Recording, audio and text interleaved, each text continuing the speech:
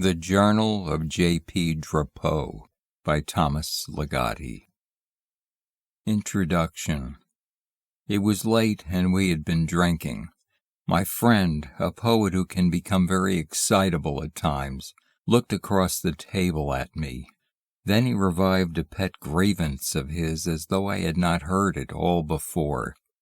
"Where is the writer," he began, "who is unstained by any habits of the human, who is the ideal of everything alien to living, and whose eccentricity, in its darkest phase, turns in on itself to form increasingly more complex patterns of strangeness? Where is the writer who has lived out his entire life in a prodigious dream that began on the day of his birth, if not long before?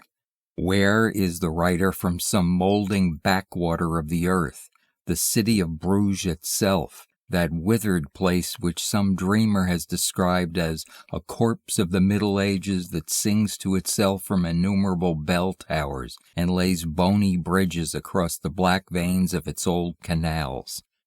But perhaps our writer's home would have to be an even older, more decaying Bruges, in some farther, more obscure Flanders, the one envisioned by Bruegel and by Ensor. Where is the writer who was begotten by two passionate masks in the course of those macabre festivities called kermesse, who was abandoned to develop in his own way, left to a lonely evolution in shadowed streets and beside sluggish canals, who was formed by the dreams around him as much as those within him, and who had satiated himself with recondite learning? Where is this writer, the one whose entangled hallucinations could be accommodated only by the most intimate of diaries? And this diary, this journal of the most unnecessary man who ever lived, would be a record of the most questionable experiences ever known, and the most beautiful. "Of course, there is no such writer," I replied, "but there's always Drapeau. Out of anyone I could name, he most nearly meets, if I may say, those rather severe prerequisites of yours. Living the whole of his life in Bruges, keeping those notebooks of his, and he—" But my friend the poet only moaned in despair. Drapeau, always Drapeau. Excerpts from the Journal. April 31, 1890 I have noticed that certain experiences are left to languish in the corners of life, passed by like waifs on the street, as if they should be dissuaded from circulating too freely among legitimate persons. Since childhood, for example, not one day has passed in which I have failed to hear the music of graveyards. It sounds everywhere I go, a resonant chorus that fills the air and sometimes drowns out the voices of those who still live. And yet, to my knowledge, never has another soul on earth made mention of this ubiquitous singing, which vibrates even in the currents of our blood. Is the circulation of upright society so poor that it cannot carry these dead notes? It must be a mere trickle. December 24, 1890 Two tiny corpses, one male and the other female, rattle around that enormous closet in my bedroom. Though deceased, still they are quick enough to hide themselves whenever I need to enter the closet to retrieve something. I keep various odds and ends in there, stuffed into trunks or baskets and piled all over the place. I can't even see the floor or the walls any longer, and only if I hold a light high over my head can I study the layers of cobwebs floating about near the ceiling. After I close the door of the closet, its two miniature inhabitants resume their activities. Their voices are only faint squeaks which during the day hardly bother me at all, but sometimes I am kept awake far into the night by those interminable conversations of theirs.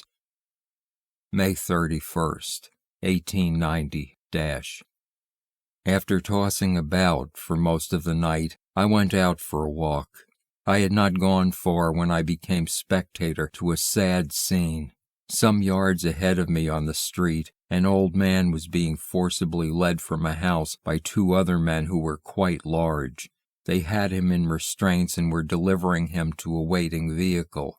Laughing hysterically, the man was apparently destined for the asylum. As the scuffling trio reached the street, the eyes of the laughing man met my own. Suddenly he stopped laughing. Then, in a burst of resistance, he broke free of his escorts and ran right up to me. "Never speak out," he said frantically, almost weeping. "Never say a word about the things you know. I can tell by the look in your eyes." "But I am just an ordinary person," I said, seeing that his captors were approaching. "Swear," he demanded, "or they will have us all." By then, however, his pursuers had caught up with him. As they dragged him off, he began laughing just as before, and the peals of his laughter, in the early morning quiet, were soon devoured by the pealing of church bells. It was at that moment that I decided to heed the old man's warning and disguise certain perceptions of mine in the language of whimsy, or leave them out altogether from these pages on the chance that someone might find them while I am still alive. August 1, 1890 As a child, I maintained some very strange notions. For instance, I used to believe that during the night, while I slept, demons removed parts of my body and played games with them, hiding my arms and legs, rolling my head across the floor. Of course, I abandoned this belief as soon as I entered school, but it was not until much later that I discovered the truth about it. After assimilating many facts from various sources and allowing them to mingle in my mind, I was prepared for the realization. It happened one night as I was crossing a bridge that stretched over a narrow canal. This was in a part of town fairly distant from where I live. Pausing for a moment, as I routinely do when crossing one of these bridges, I gazed not down into the dark waters of the canal, but upwards into the night sky. It was those stars. I knew that now. Certain of them had been promised specific parts of my body. In the darkest hours of the night, when one is unusually sensitive to such things, I could, and still can, though just barely, feel the force of these stars tugging away at various points, eager for the moment of my death when each of them might carry off that part of me which is theirs by right. Of course, a child would misinterpret this experience, and how often I have found that every superstition has its basis in truth.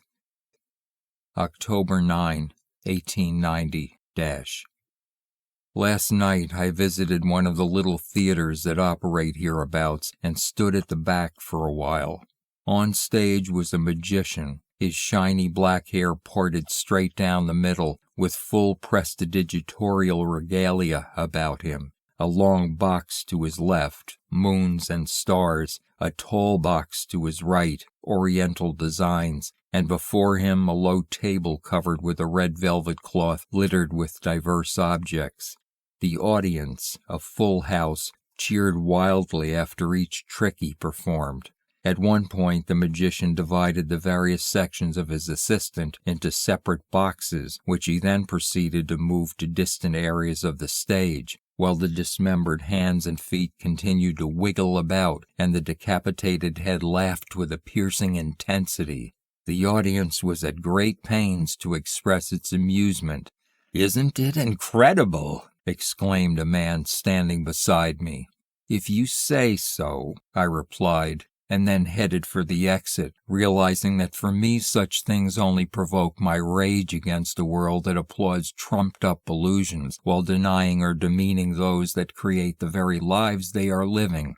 No real illusion will ever gain their favor or even their attention. They would rather be bound inside a heavy chest wrapped with chains and thrown into the deepest waters, as would I. November 1, 1890 From the earliest days of human life there have existed persons, almost all of us in fact, who hold that the visible world is only a mere mote in the totality of being. Everything we witness is thereby translated into an indicator of an unseen order of being that expresses itself by means of the gross materials we perceive with our senses. Hence, it may seem that a tree is not a tree, but a signpost to another realm, a spectral thing full of strange suggestion. That a house is not a house, but a threshold by which we may pass into another home, one more suited to our nameless yearnings. That an empty street at twilight may intimate another side of existence, one that complements this side of things and consoles us for its imperfections. But is there really another world that overshadows ours? Who can say, and why should we care? We might just as truly claim that worlds which seem resistant to our sensory detection are but parasites of the only mystery there is, our own lives. That we benefit by our unknowingness is not an uncommon idea. It is also not a welcome notion to those who would believe our destiny to be presided over by invisible powers. This is the suspicion we must never attempt to verify, that the whole of creation might best be pictured as an untenanted room filled with the echoes of nothingness. Why should this condition, this intimation of the unreal, be insufficient for our spiritual requirements? January 1, 1890 There is a solitary truth which, whether for good or ill I don't know, cannot be expressed on this earth. This is very strange, since everything, outward scenes as much as inward ones, suggests this truth, and like some fantastic game of charades is always trying to coax the secret into the open. The eyes of certain crudely fashioned dolls are especially suggestive, and distant laughter. In rare moments I feel myself very close to setting it down in my journal, just as I would any other revelation. It would only be a few sentences, I'm sure, but whenever I feel them beginning to take shape in my mind, the page before me will not welcome my pen. Afterward I become fatigued with my failure and suffer headaches that may last for days. At these times I also tend to see odd things reflected in windows. Even after a full week has passed, I may continue to wake up in the middle of the night, the semi-darkness of my room faintly reverberant with a voice that cries out to me from nowhere. March 30, 1900. Out of sheer inattentiveness, I had stared at my reflection in the mirror a little too deeply. I should say that this mirror has been hanging in my room for more years, I would guess, than I have been on this earth. It's no surprise, then, that sooner or later it would get the edge on me. Up to a certain point there were no problems to speak of. There were only my eyes, my nose, my mouth, and that was that. But then it began to seem that those eyes were regarding me, rather than I them. That mouth was about to speak of things outside of my knowledge. Finally, I realized that an entirely different creature was hiding behind my face, making it wholly unrecognizable to me. Let me say that I spent considerable time reshaping my reflection into what it should be. Later, when I was out walking, I stopped dead on the street. Ahead of me, standing beneath a lamp hanging from an old wall, was the outline of a figure of my general size and proportions. He was looking the other way, but very stiffly and very tense, as if waiting anxiously for the precise moment when he would suddenly twist about-face. If that should happen, I knew what I would see. My eyes, my nose, my mouth, and behind those features a being strange beyond all description. I retraced my steps back home and went immediately to bed. But I couldn't sleep. All night long a greenish glow radiated from the mirror in triumph. No date. I had just finished a book in which there is an old town strung with placid meandering canals. I closed the book and went over to the window. This is an old town, if medieval may be thought old, strung with placid meandering canals. The town depicted in the book is often enwrapped in mist. This town is often enwrapped in mist. The book's town has close crumbling houses, odd arching bridges, innumerable church towers, and narrow twisting streets that end in queer little courtyards. So has this one, needless to say. And the infinitely hollow bells in that book, tolling the arrival of each lambent morning and sullen twilight, is the same as your sounding bells, my adorable little town. Thus I pass easily between one town and the other, pleasantly confusing them. Oh, my storybook town, how privileged I have been to suffer a few brief chapters in your sumptuous history of decay. I have studied your most obscure passages and found them as dark as the waters of your canals. My town, my storybook, myself, how long we have held on. But it seems we will have to make up for this endurance, and each, in our turn, must disappear. Every brick of yours, every bone of mine, every word in our book, everything gone forever. Everything, perhaps, except the sound of those bells haunting an empty mist through an eternal twilight.